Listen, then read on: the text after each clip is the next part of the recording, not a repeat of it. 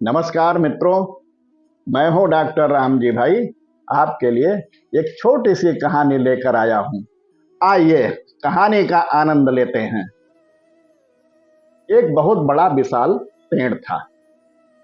उस पर बहुत सारे हंस रहते थे। उनमें एक बहुत बुजुर्ग हंस था जो बहुत बुद्धिमान और दूरदर्शी था। लोग आदर से उसको ताऊ कह करके बुलाते थे।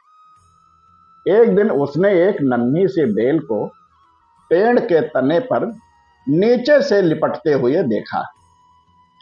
ताऊ ने दूसरे हंसों को बुलाकर कहा, देखो भाई, इस बेल को नष्ट कर दो, नहीं तो यह बेल एक दिन हम सबको मौत के मुंह में ले जाएगी। एक युवा हंस हंसते हुए बोला, ताऊ, ये छोटी सी बेल हमें कैसे मौत के मुंह में ले जाएगी? बुजुर्ग हंस ने समझाया, आज ये तुम्हें छोटी सी लग रही है, धीरे धीरे ये पेड़ के सारे तने को लपेटा मारकर ऊपर तक आ जाएगी। फिर बेल का तना मोटा होने लगेगा और पेड़ से चिपक जाएगा। तब नीचे से ऊपर तक पेड़ पर चढ़ने के लिए सीढ़ी बन जाएगी। कोई भी शिकारी सीढ़ी के सहारे चढ़कर हम तक पहुंच जाएगा और हम सब मारे जाएंगे। दूसरे बेफिक्र हंस को यकीन न आया, एक छोटी सी बेल कैसे सीढ़ी बनेगी? तीसरा सेकुलर हंस बोला, ताऊ, तू तो एक छोटी सी बेल को खींचकर कुछ ज्यादा ही लंबा करता जा रहा है। एक हंस बड़बड़ाया, ये ताऊ अपनी अकल का रौब डालने के लिए अंड संड कहानी बना रहा है। इस प्रकार किसी दूसरे हंस ने ताऊ की बात को गंभीरता से नहीं लिया। इतनी दूर तक देख पाने की उनमें अकल भी कहां थी। समय बीतता रहा। बेल लिपटते लिपटते ऊपर शाखाओं तक पहुंच गई। बेल का तना मोटा होना शुरू हुआ और सचमुच ही पेड़ के तने पर सीढ़ी बन गई, जिस पर आसानी से चढ़ा जा सकता था।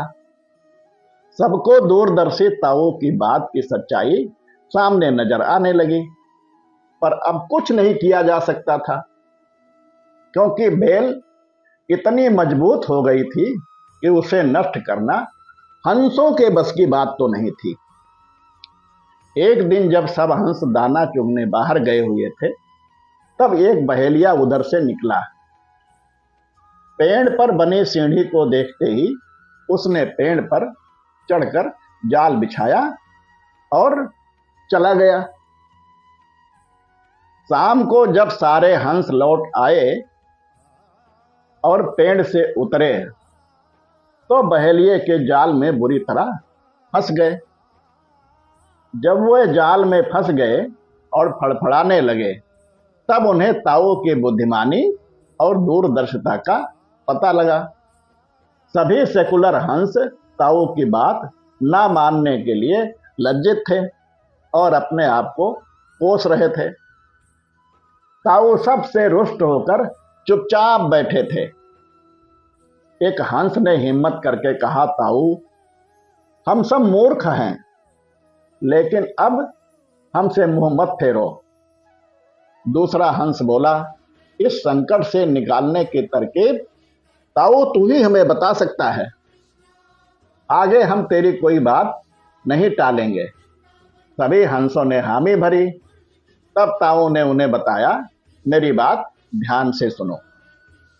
सुबह जब बहेलिया आएगा, तब मुर्दा होने का नाटक करना। बहेलिया तुम्हें मुर्दा समझकर जाल से निकालकर जमीन पर रखता जाएगा। वहां भी मरे समान पड़े रहना। जैसे ही वह अंतिम हंस को नीचे रखेगा, मैं जोर से आवाज दूंगा।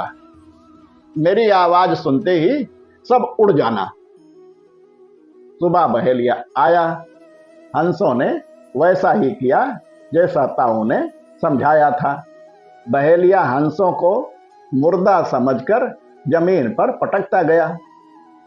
ताऊ की आवाज सुनते ही सारे हंस उड़ गए। बहेलिया अवाक होकर देखता रह गया। सभी वरिष्ठ जन हमारे घर के धरोहर है, संरक्षक एवं मार्गदर्शक हैं।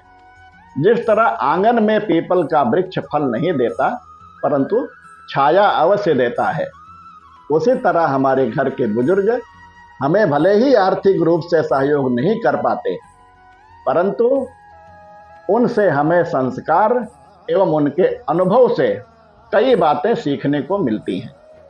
बड़े बुजुर्ग परिवार की शान हैं, उन्हें संभाल कर रखना चाहिए। हमारे भारतवर्ष की सनातन संस्कृति विशाल वृक्ष है जो हमें आश्रय देता है। देशद्रोहियों के रचे षड्यंत्र ने जगह जगह पर हमारे सनातन आश्रय स्थान को ऐसी विषैली बेल से जकड़ कर रखा है, उसे सुरक्षित रखना हमारा कर्तव्य है। ऐसी ही कहानी सुनने के लिए आप इस कहानी को लाइक, शेयर एवं सब्सक्राइब करें तथा घंटी अवश्य दबाएं।